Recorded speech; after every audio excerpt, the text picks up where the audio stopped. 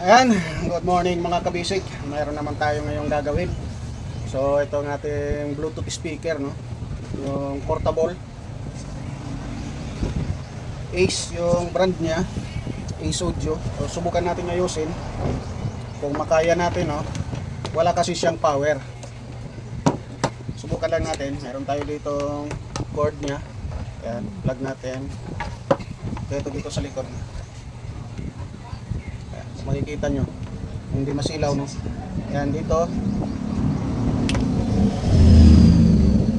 ayun, saksak na, power on, naka power on na siya. Tingnan natin dito sa harap. So ayun, hindi nag-display, wala, kahit konting kaluskos wala, no? So subukan natin itong buksan. So sabi ko nga, hindi naman tayo technician, hindi rin tayo nagmamagaling, no?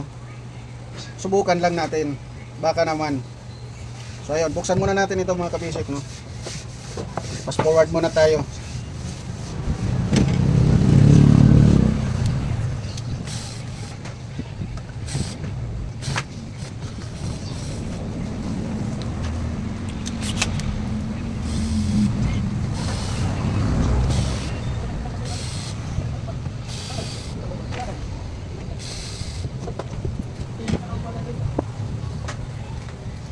So ayun, ito yung power amps niya, ito yung amplifier niya, ito yung kanyang power supply. Ito yung i-test natin kung gumagana yung power supply niya. So ano lang natin, lipat lang natin ito, mukhang masilaw, no? Against the light siguro. Ito tayo sa kabila, ayan, mas malinaw. So ito yung kanyang power supply. Dito tayo magte-test kung dumarating ba dito yung supply mula sa AC, no? Wala tayo ng tester. Lagyan lang natin sa 200 volts DC, no? So lagyan natin ng cord ulit.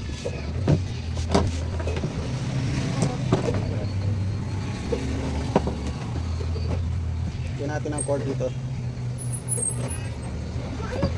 So ayun, plug natin.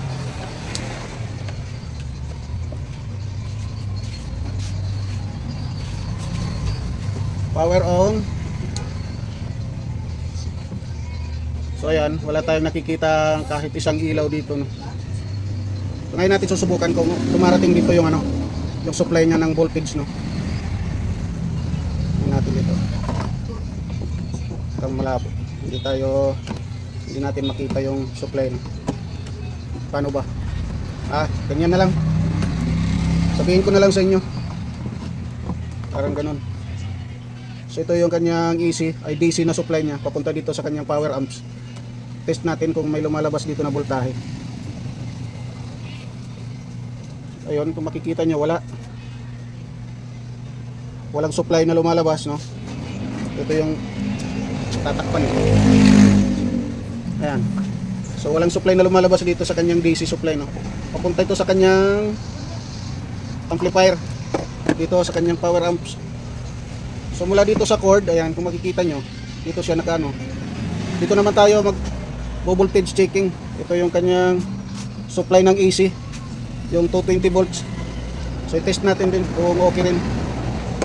Lipat tayo sa 720 volts AC. Ayan, nasa AC na siya, 750. Test natin.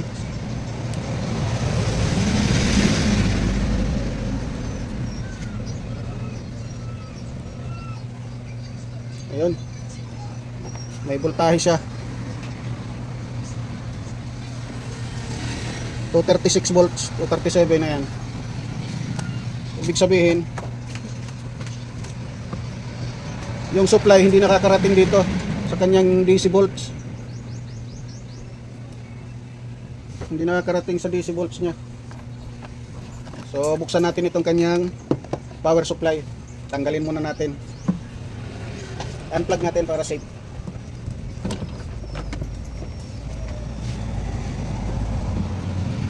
So, buksan muna natin dito. Lang muna tayo.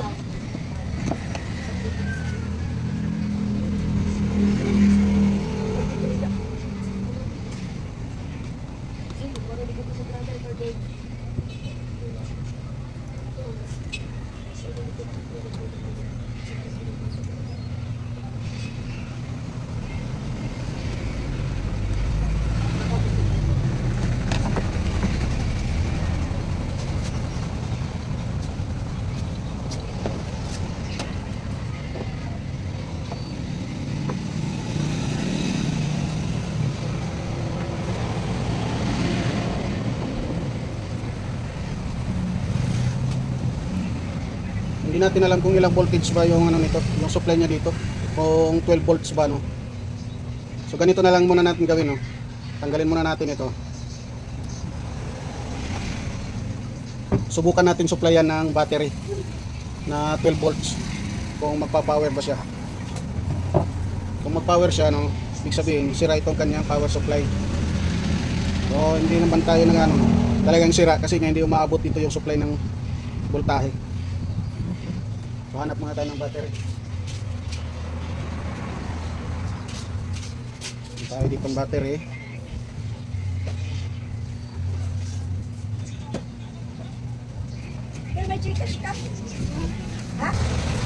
Kaya meron tayo ditong battery na 12 volts. Ito. Subukan natin ditong maglagay ng supply.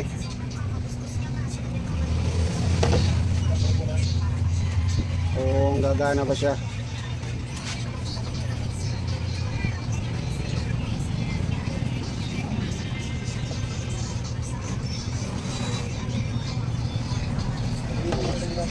Isa lang yung alligator clip natin.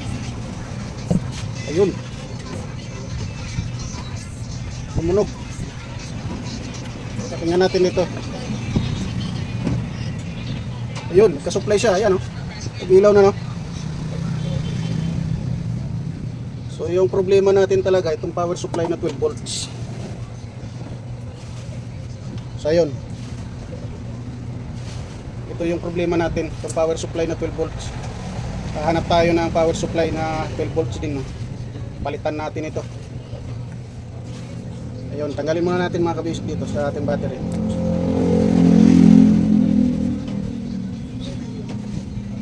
Diba? Ang mangyayari mga kabisik, baka magpalit tayo nito, no? Kasi hindi natin alam yung problema nito kung ano, eh. So ayan, subukan lang muna natin. Tingnan lang natin para baka may makita tayong sira dito. Saka palitan natin. Baka naman magawa natin ito ng paraan. Test lang muna natin itong ating ano, kanyang fuse. O baka dito sa kanyang IC, no? Output IC niya na supply. So balikan ko na lang kayo mamaya. Basta nakita na natin na gumana siya, na lagyan natin ng 12 volts na battery dito, no, sa kanyang supply. Ibig sabihin ito talaga yung problema. So ayun, balikan ko na lang kayo mamaya.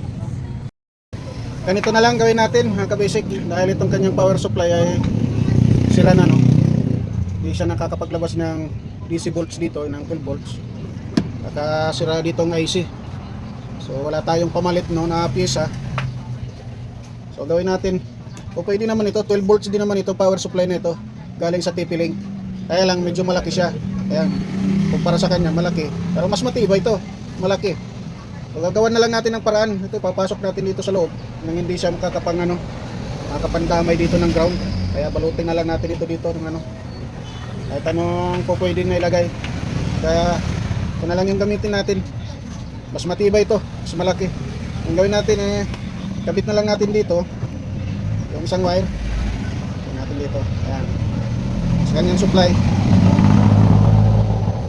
Ayan, ganyan na lang. Saka yung isa dito, wag lang muna natin itong putulin, baka sakaling makabili tayo nito, no? Balik natin. Ano na lang gawin natin. Ayan, mas maganda siguro kung isolder natin, no? Para kapit siya. Lagyan natin ng paste. Saka ito dito, solder na lang natin.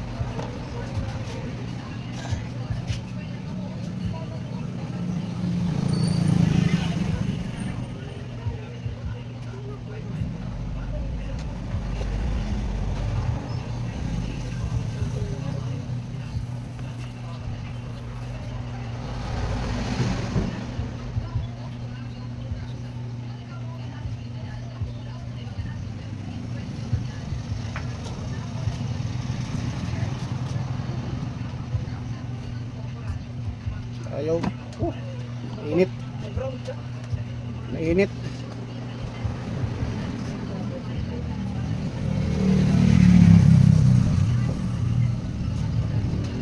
Ayun, okay na yun.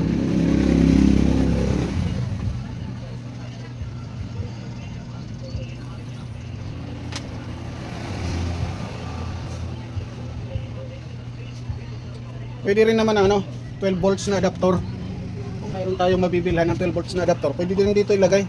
Kapit na lang natin para palagi na lang siyang ano, saksak na lang ng saksak. Tape lang natin ito para safe. Tape natin ng tape. Ganda sana kung may parehas tayo kalaki na adapter, no? Ay ano, power supply na 12 volts. Kaya lang wala. So ito na lang. Ito na lang tayo.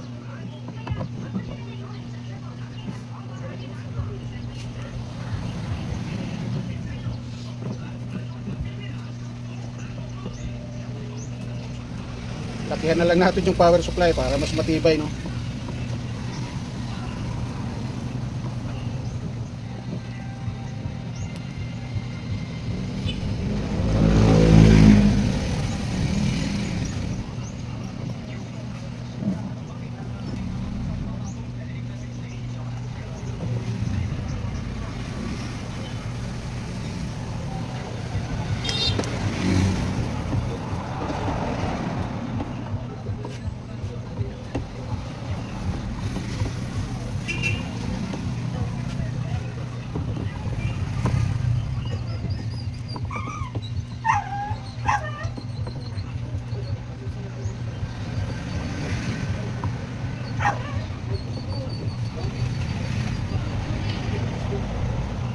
So ayan, na-connect na natin dito sa kanyang AC line mula sa 220. Ito yung supply niya 12 volts. Bali dalawang 12 volts ito. Isa lang yung kukunin natin, yung dalawa balutin na lang natin ito. Wala namang problema ito eh. Ang ano lang na hindi dumikit sa loob. Pag pinasok natin, hindi siya makapansundot doon sa loob na makapag-cause siya ng short circuit, no? Ayan. So itong dalawa, yung supply na 12 volts, dito natin ikabit yung pinaglagyan natin kanina, yung tinesting natin sa battery. Ito, yung kanyang line papunta sa kanyang power supply. Yan. Ito yung power supply niya kanina. Dito yung nakakabit, yung 12 volts na supply niya. Ito yung AC line niya. So ito, dito na lang tayo kakabit ulit. So solder na rin natin para mas kapit din.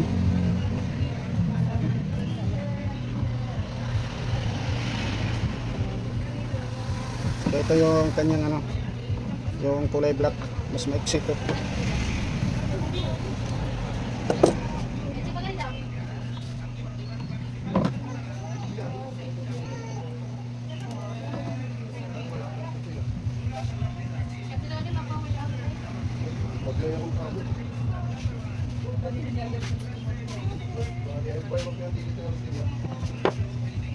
Yan, solder na rin natin para matibay. Mabiyahe pa ako, di rin ako. Ano pa?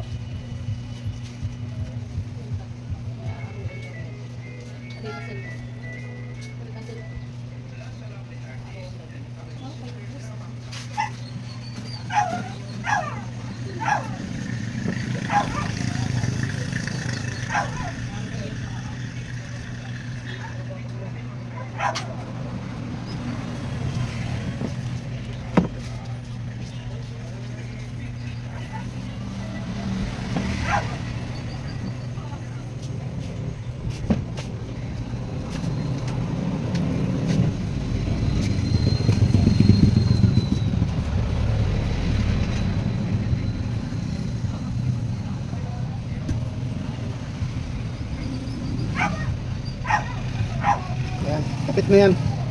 So balutin din natin ng tape. Balutin natin ng tape ito.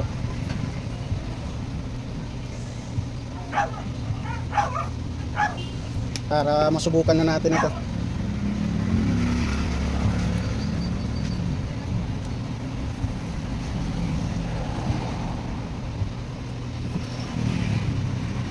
Hindi ka pa, ang laki na ng power supply mo, mas matibay na ito.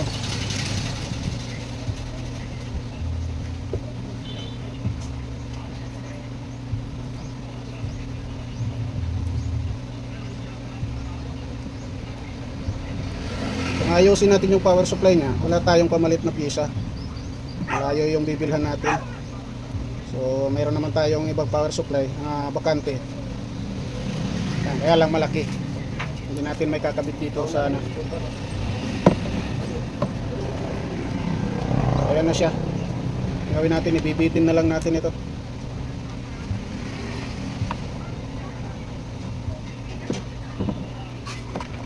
Ipapasok natin dito, no. Lalagyan ng screw. Lang ganyan yung mangyayari sa kanya, no. Kuha natin ang paraan ito para may pasok natin. So sa ganyan muna ang paraan, no. Subukan muna natin ito.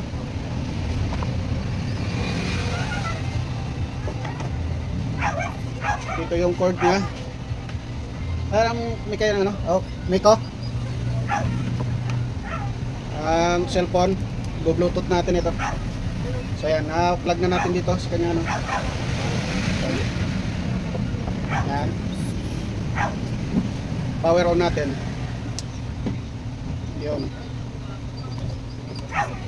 Tingnan natin dito.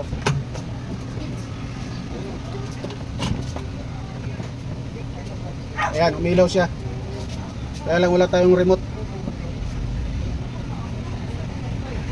Tapin natin yung input. Yan, Bluetooth. Sus, bakit nakaradyo?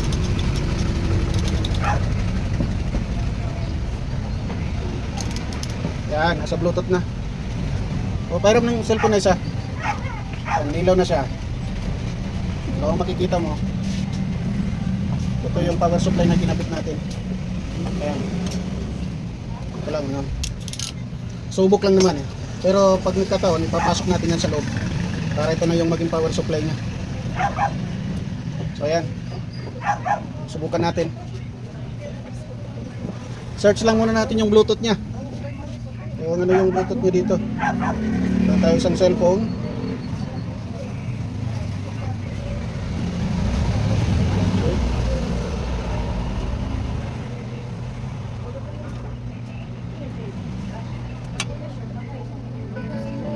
Yun. Tumunog siya. Okay na. Na-pair natin, no.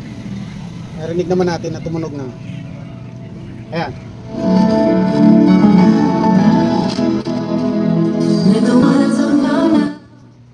Kaka-copyright tayo. So tumunog na siya, mga kabisik. Okay na. So papasok na lang natin ito. So kakabit na lang natin ito sa loob. Tapos okay na ito.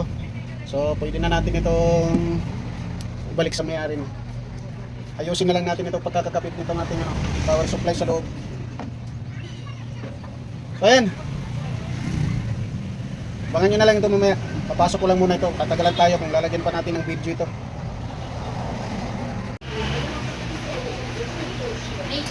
Ito ano, nag-iipon na naman. Bising 197 na lagi. May wifi, online. Okay ka kung naglalaro-lagan. Yo! Ang buti namin na may kay. Ako na!